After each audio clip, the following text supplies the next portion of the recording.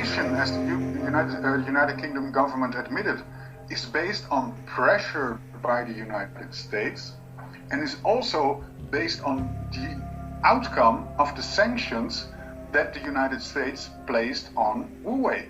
Now, given the fact that the United Kingdom is in a situation that they do not have a trade agreement with the European Union, they do not have a trade agreement with the United States, although they were hoping that that would happen this year. They also are now placed in a very stressed relationship with China due to what happens in Hong Kong, due to the Huawei decisions.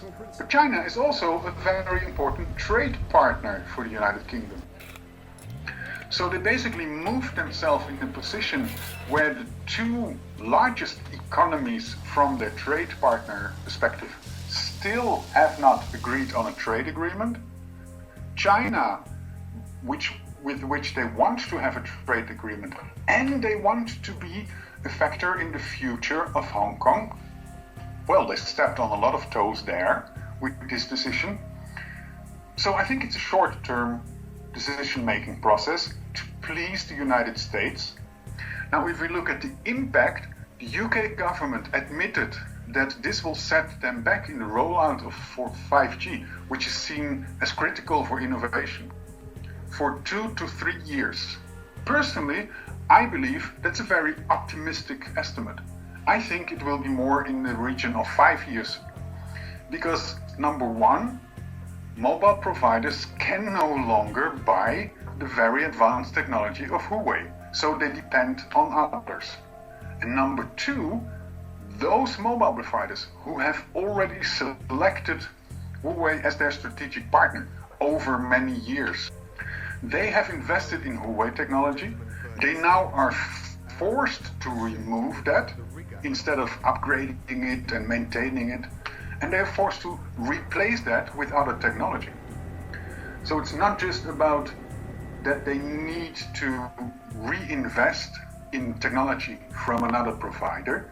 They also lose the opportunity to, for example, upgrade from 4G to 5G in their kits. They lose the partnership which they have been building over the years. The service systems behind it, that all has to be redone. That's basically destroying capital, and that's not just about money. That is bad timing for the UK, because the UK desperately needs innovation. They desperately need strong partnerships globally. It couldn't have been at a worse time, because they're also dealing with the corona pandemic. The impact will be significant.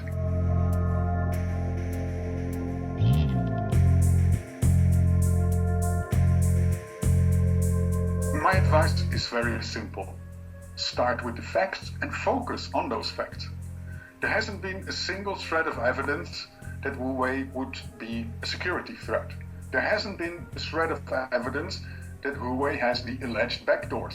But where there is evidence is that large mobile providers like Vodafone, like Telefonica, has selected Huawei as their strategic partner.